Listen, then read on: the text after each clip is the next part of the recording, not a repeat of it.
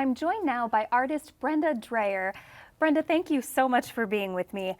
I love your stuff, your metalwork, your jewelry. You're going to tell me about Giotaka. Am I saying that correctly? Giyotaku. Giotaka. Okay, so no, not saying it correctly, but you're going to tell me all about it. When did you fall in love with art? As a child, my dad always dabbled in art. My grandmother did. And then I wanted to be an artist, but I didn't think it was I could make a viable living. Sure. So I gave it up and just did other things. And then I had an accident a while back, and I owned a mortgage company. And when the accident happened, I just found myself deciding that life was about doing what you want to do. Yeah, so you reevaluated, and what medium did you choose when you first decided that that's what you were going to pursue? Well, I just decided to get a fine arts degree. So I wanted to check out all mediums. Yeah. And I started doing that, and I got a grant from Indiana University to go down to Key West to work with a master Giyotaku artist. And I worked under her, and it all kind of started from there. And then I started in sculpture in school. I like everything. I think art is language, so. Explain that to me. I agree. I think it's kind of our universal language, but how did you come to that conclusion? Depending on what I want to say, like all of my work has context. I try to, there's meaning behind it. Mm-hmm. So I think it's just like language. When you speak softly, if you want to say something, maybe more compassionate or whatever, or if you have a strong statement to say, you can use metal. So I use a lot of different materials too. When you were in school, did one media sort of jump out to you more than others?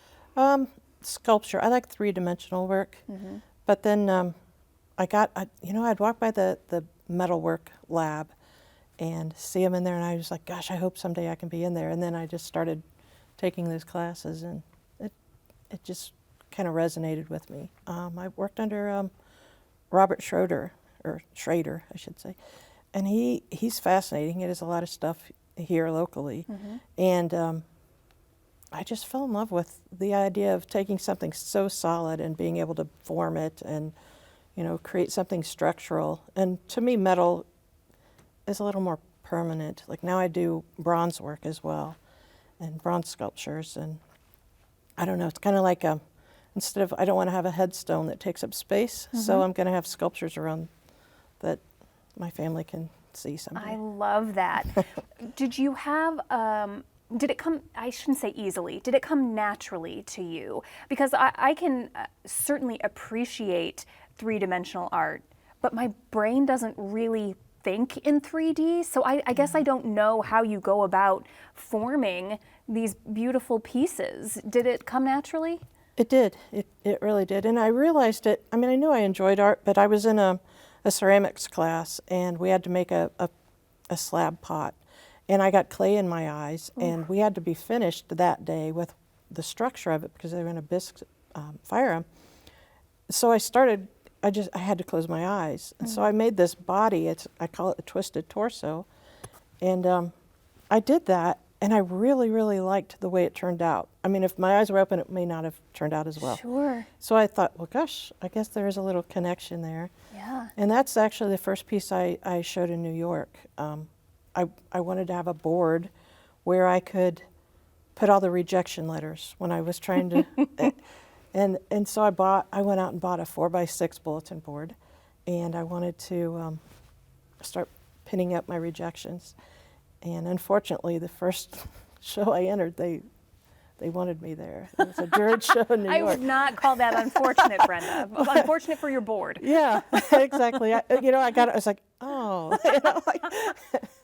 But yeah, so that was the first piece. It was actually the piece I did with my eyes closed, and I thought, well, maybe I'm okay with this. Yes. Yeah. Okay, so tell me about Giyotaku. Giyotaku. Okay, tell me about it. It is an art form. Well, it didn't used to be. It used to be the fishermen in Japan would go out, and they had to account for what fish they caught when they came back in, mm-hmm. Because they were catching for their villages or whatever. And they would take sumi ink and put it on the fish, and then just run paper over it, and it would make a print of what they did, and then they would take their chop and put their signature on it. So it was their way of recording their day's work. But now it's becoming quite an art form where you actually take a fish, a real fish, and apply ink and do a fish rubbing, and then I do paint and things to embellish them a little bit. But So was the point initially, instead of just counting these fish, that the ink indicated its size as well? Exactly, Okay. yes. So when it comes to then embellishing these works, what inspires that? Kim Workman, the artist I went down to work under, she took me snorkeling one day, and she goes, look at the color, just memorize the colors. And I just was fascinated. In fact, they were like stars in the sky to me. The fish going by, and we had a lot of fun. And I realized that it's also art, so I can embellish them whatever color I want. Some of them I do very true to form, and some, I make up fish in my head. Now, when you first started with this process, were you taken aback at all by the idea of doing a fish rubbing?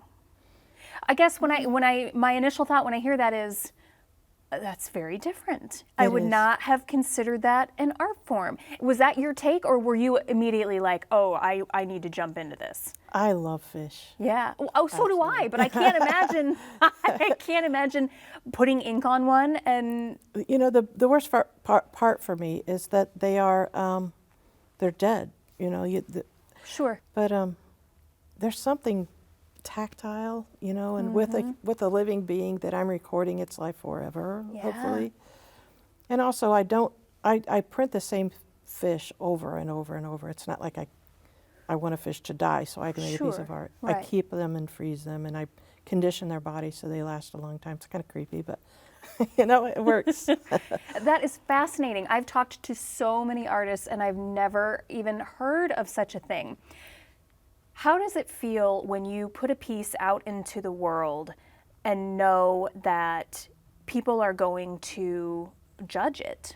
That's really strange. Is it hard? Because I would imagine if my creative outlet were so personal, I would have a hard time putting it out in the world. Is that ever something that Yeah. occurs to you? Very much. And I've come to the point, I used to worry about what people thought of my work, and I don't anymore. Yeah. It's how I feel about it. And I want my work to be somewhat allegorical, so that it's going to cause some thought, and maybe they understand the message.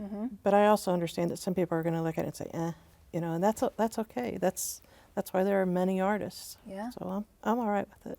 What is the best part of having made that choice to leave behind kind of a former life and say, I'm going to do what really lights me up? Wow, that's a tough question. I'm happy. Like I find, gosh, I don't know. It's just it's a different life. It's Yeah. completely different. I would imagine that for someone like you, the fear of the unknown is maybe outweighed by the joy it brings. Is that fair? Yeah, yeah. And there's always a challenge. Like I get commissions or whatever, and they want things to look a certain way. Right. And dealing, there's still a business aspect. There's a lot of business behind art. I do my own contracts. I don't have lawyers that do them, and commission structures and those kind of things. I do all of that. So I still use a little bit of that brain. But there's a lot to enjoy.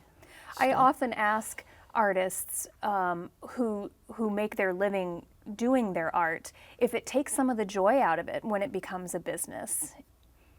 Sometimes. Yeah. Sometimes, but not. I mean, I'm pretty lucky. I'm a pretty Yeah. lucky girl, you know. You mentioned that you're getting ready to head back down to Florida. What is the plan there? Is there art involved? Yes, that's why I'm going. I'm going to do. I've got visions in my head of doing like a 6-foot panel of coral and then adding Gyataku fish in with it. So it's going to be. It'll be something new Yeah. that I'm doing, And like you said, with growth, I'm hoping to expand what I do with that. I never know. Yeah. I never know till I wake up in the morning. I mean, I have ideas and thoughts of what I want to do, but that's the nice thing about what I do is I'm to the point now where I can pick and choose what I do. I'm not under any structure at all. How do you know what's worth pursuing? If I woke up in the morning, every morning with a new idea, I think I would have a hard time knowing what to pursue. What brings you joy? What makes your heart sing? That's why I do it. Yeah. And if I don't feel good doing something, I have many pieces I started and didn't finish. Yeah. Because if I don't feel it, I don't do it. Brenda, I think that's the best note we could end on because I don't know that there's anything more inspiring than that. Well, all the best of luck in Florida and beyond. Please keep creating because your work is so beautiful. And thank you for spending time with me today. Well, thanks for having me. I've enjoyed it. Thank you very much. Mm-hmm.